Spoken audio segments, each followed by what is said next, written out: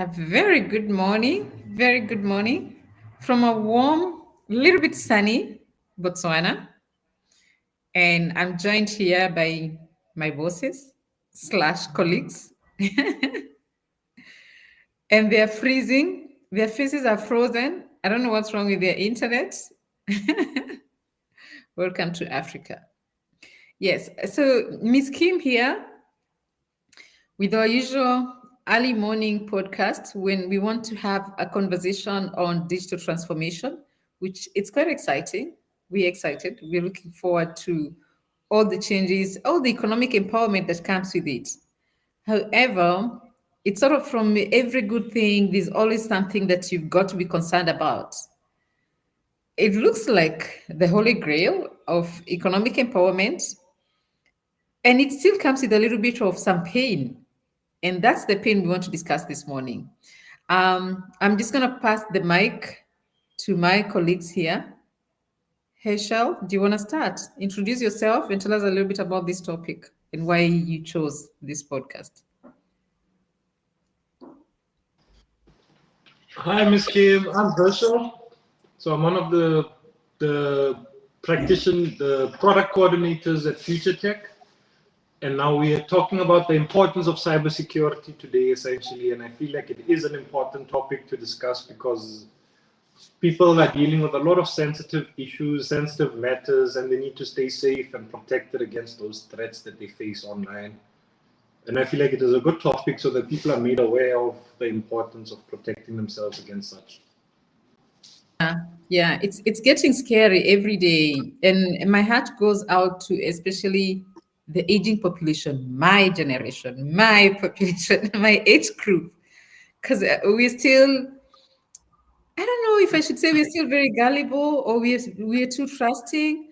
We're not as attuned or aware. And you can see, I mean, it's circulating on WhatsApp every day. Something is happening. Yes, Madam Isabella, please introduce yourself and tell us why you are so passionate about cybersecurity. Hi, everybody. Good morning. Quite an early start we're having today. I'm Isabella. I'm one of the trainers here at Destination Imagination, and I'm the person responsible for everything digital. So, From a warm, little bit sunny. I'm one of the trainers here. Sorry. We're having some technical difficulties on our end. Sorry, we apologize. But why is it critical, or why do I feel like it's so important for us to have the conversation regarding cybersecurity right now? Is the fact that everything is moving online. This is a conversation we're having every single day. This is a conversation we had prior in the previous podcast. Everything is moving to be online. So your e-health, your e-learning, your mobile banking, even the conversation of moving elections online is happening every day in Africa. And with us progressing at such a fast rate in that direction, it is extremely important for us to be able to have the know-how and the capacity and the capability to be able to now tackle the, how should I put this, the vulnerability we have in this space, because we're quite vulnerable when we don't understand how things work, but everything is moving 10 steps ahead of us. That's why I feel like it's extremely critical right now. We have discussions about how to protect ourselves. Yeah, thank you. It is pretty important. Now, Leleti, you stand out as an advocate for women in tech, and I know you also pursuing cybersecurity. Please introduce yourself and tell us something about this topic. Good morning, everyone. My name is Aleti. I am an advocate for women, like Ms. Kim mentioned. And I really think that the importance of this topic that we're exploring today is that we are going to be exploring it within the context of Africans and understanding really what cybersecurity means for us as everyday Africans. Thank you. Thank you. Much appreciated. I think we've all seen, like currently, there's a message that's circulating on WhatsApp. If you get a phone call that somebody says you've won something at Choppies, And this just shows the cyber criminals, the hackers, are getting smarter and smarter every day, because some of the tricks they use can actually be like a little bit hard to tell. It looks so convincing. It looks like this is so true. So my question to you, I think we can start with Isabella. What does cybersecurity really mean for everyday Africans? Is this just about hacking and passwords, or there's much more to it? And how can we protect ourselves? All right, so for the everyday individual, because now, like I mentioned earlier, we're moving into a space where everything is moving online, right? It's becoming cyberized. So now we have a situation where every single aspect of your everyday life has some connection to something online. I mentioned earlier, for example, mobile banking, all right? This is your money, the money that you're making every day in your professional world that's moving around digitally, right? And if you do not know how to protect yourself, or you do not know how things work, you're left very vulnerable to people who are willing to exploit those vulnerabilities. We hear every single day that people are still falling for email phishing scams. These are scams where they just send you an email and they say, hey, click this link to be able to do one, two, three. And there, that's it. That's all your money gone. They have access to all your information, you know? Or these SMS malware attacks that they send you, say, hey, as your bank. I remember quite recently, I'm not sure if it's FNB or not, they sent out a message saying, hey, we've been seeing messages circulating. People will send you a message saying something's wrong with your account. Please send us your bank information for us to correct it. And this did not come from the bank. And then the same individuals are the people there sending their information to this SMS without verifying whether or not it's coming from the bank, without understanding that they're in a vulnerable space. And now all their information is taken away from them.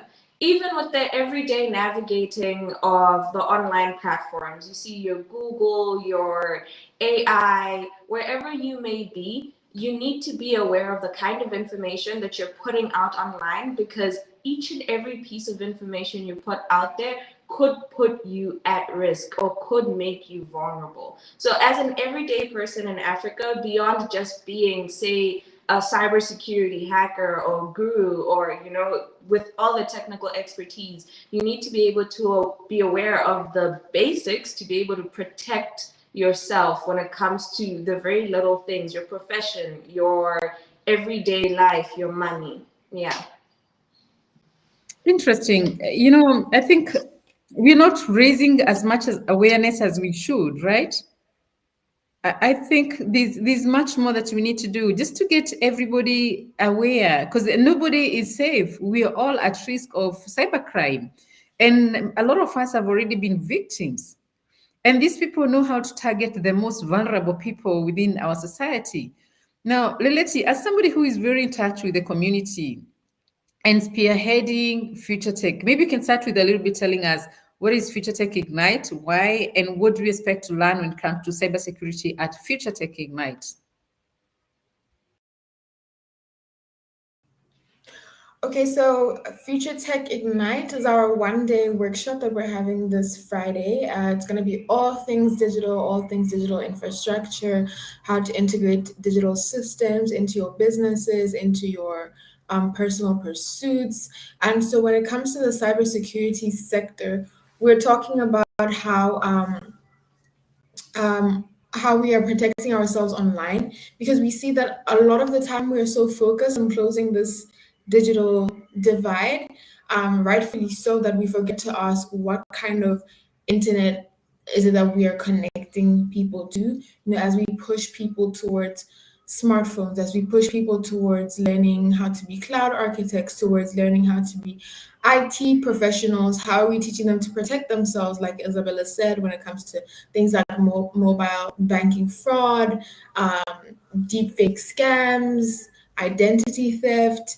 Because really, what's the point of all this digital access without digital vulnerability? Because it's like, just handing people all this access to online platforms, it's like building a highway and putting no road signs and expecting people not to crash, right? So access without safety is dangerous, and that's exactly what we're going to be teaching at Future Tech Ignite. I love that example. So you've put us on the highway. There are no signs, stop here, turn here. The traffic lights are not working. So are we just going to crash? There's definitely going to be accidents. Thank you. Thank you, Leleti.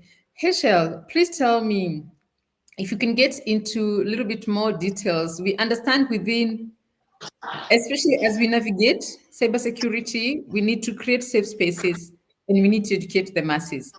What do we expect as we plan the Future Tech Ignite, and what should we say the participants will walk away having learned on cybersecurity? How can they create safer environments for themselves? Absolutely, Ms. Kim. A lot of people have been falling victim to cyber threats and cybersecurity breaches and all that. And the people that join us at Future Tech, they will walk away with the skills they need in order to avoid that, in order to identify these threats, how to mitigate them, how to how to stop them before they actually happen. So essentially, they would be better equipped than when they entered Future Tech. When they leave, they will have more know-how, more knowledge on how to work around these spaces, how to avoid certain things, as well as more education, basically, Ms. Kim. Also, that they begin to identify that it's not only their responsibility; it will be the responsibility of a lot of other people too, including the governments. They need to bring in policies and improve infrastructure, as well as the companies also themselves. They should create platforms that are quite secure when it comes to cybersecurity, and that they should also know that it's also up to them to be aware of the threats that they are facing every day. Yeah, it's quite sensitive, and we have a responsibility. We owe it to our communities to make sure we educate them, we educate people. So, Isabel, I understand there will be tools to be given, there will be handbooks. Do you want to tell us a little bit more? Because it's one thing to get into a workshop and learn, but how do we support communities to carry on? How do we make sure Okay. after doing the workshop they can continue learning, upskilling themselves? Sorry, and I'd also So like you to talk about, sorry, please tell us about that and also expose us to opportunities that are presented still in cybersecurity space. Yeah, thank you. all right, so as Ms. Kim mentioned, there is such a vast array of opportunities that could be taken advantage of in the cybersecurity space if you are an individual thinking of either branching into that or combining your expertise with cybersecurity. Because you could be in any space, mind you, and you would need to protect the space that you're in digitally. Whether you're in law, that's why there's branches of law that involve cybersecurity. You could specialize in such. There's so many different spaces. In finance, you could integrate cybersecurity into it, and those are the kind of avenues you can explore once you've allowed yourself to have that first stepping stone into what cybersecurity is and how to navigate cybersecurity at the Future Tech Ignite workshop. But after the workshop, we also present people with the opportunity to access courses outside of the workshop at a self-paced level. So people would have access to AWS courses provided by Amazon, and these AWS courses will be provided through Destination Imagination for free. So individuals who come to the workshop can access any of these courses in cybersecurity, cloud computing, like we mentioned earlier in the week. There's so many different courses you could take advantage of outside of just this individual workshop to be able to upskill yourself and be able to now step into tech more confidently. And during the workshop, we also have the opportunity to walk away with an AI handbook that Ms. Kim has made with so much love and consideration for people out there. It's basically a handbook on how to use technology today, AI today, to be able to upskill and be able to make all these side hustles, take advantage of the world around us in tech. So it is so many different opportunities available to you if you come for the workshop, because now you're walking away with a book and access to courses after the fact. I love that. And I love it more that you mentioned, because we also need to be like very mindful of the unemployment rate, which is very high, and the economy, the struggles that people have. And sometimes from a horrible situation, some good can come out. So we've seen, I think so far it's predicted we have worldwide a shortage of 5 million jobs in cybersecurity. In Africa alone, we have 1.2. So 1.2 million people. And that's what we keep on emphasizing. We're not struggling with a shortage of jobs, it's a shortage of skills. We just don't have enough skilled workforce. Yet, we have the highest population of youth in the world. So it's just about turning that into looking at it as our gold mine into an opportunity. So, Leleti, as you give us your closing remarks, as a woman in tech, an advocate, what would you like to say to encourage every other girl out there, whether in the village, in the city? And I know you also very particular on you don't just represent girls, you represent Basadi Bakolo, my age group, and even older, the retirees. What would you like to tell them to encourage them on them to pay a little bit of attention on cybersecurity or on digital transformation? Thank you. Sorry, please repeat your questions. Like, what would I like to encourage them?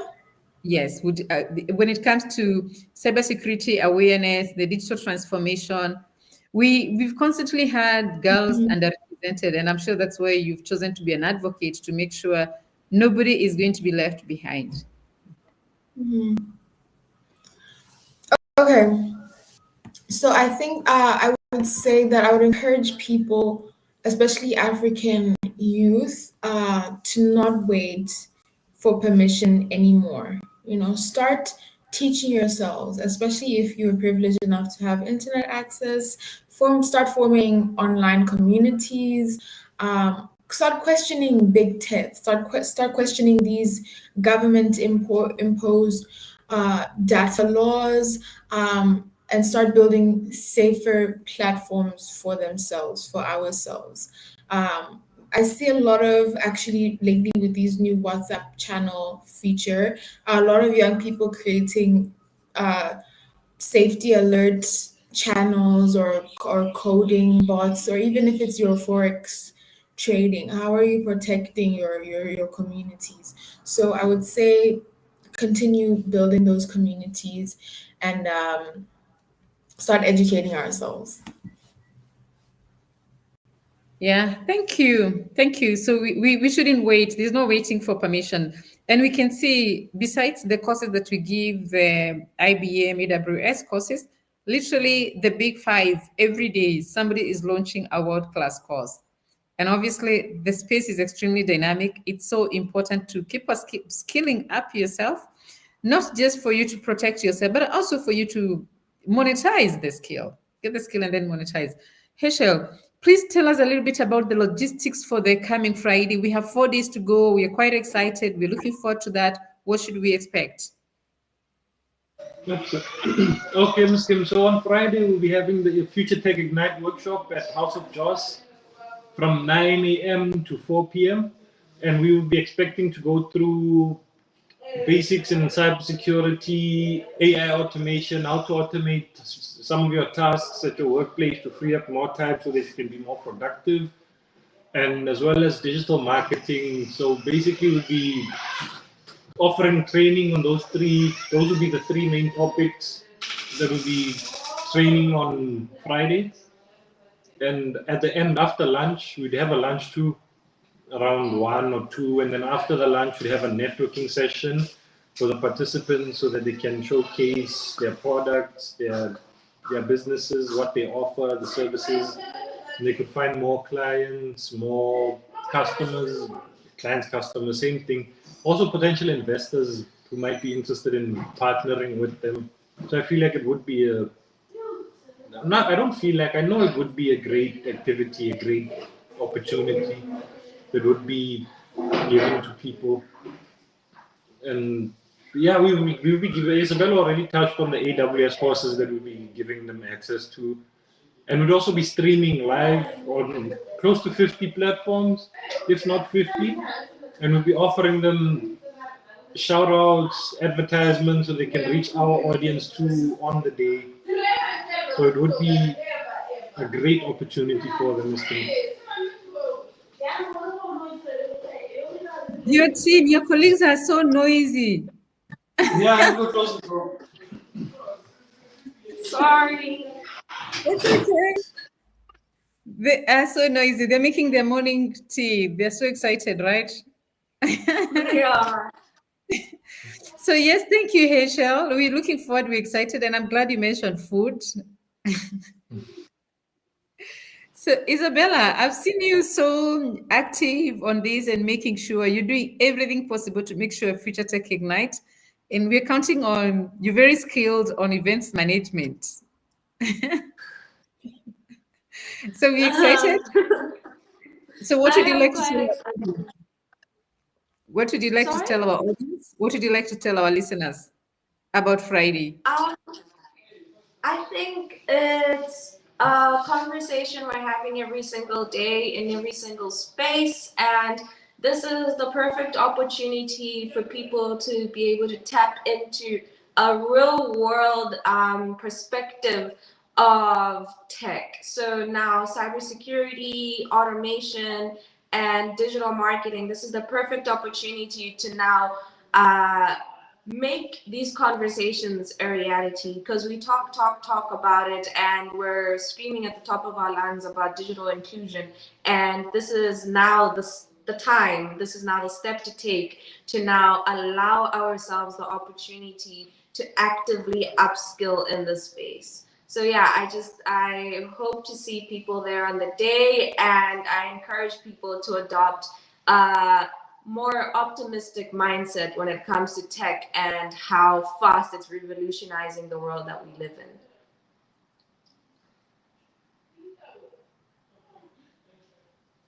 You muted, Miss Kim? Thank you. Yeah, I love it. You actually, like, in a nice, polite way, you're saying, we're done with talking. We need to get boots on the ground, roll our sleeves, and start doing. Yeah. There's so much potential in this Absolutely. continent. Yeah, there's so much potential in this continent. We are super excited. We are going to be a knowledge economy that is able to supply the rest of the world with the skills that they need. It can be done, and we're doing it. Yeah. So thank you, Hachel, Isabella, Leleti. Thank you, our listeners. Please put on the comment section what you learned, what you'd like to share with us, if you'd like to join us on our podcast. And also, you need a form to sign up. We're left with very few slots for us to fill up on both the virtual attendees and the in-person. So we're closing on that on Wednesday. So we only have 2 more days to accept anybody to join the workshop. So join us. It's going to be fun. Thank you and have a beautiful day. Goodbye.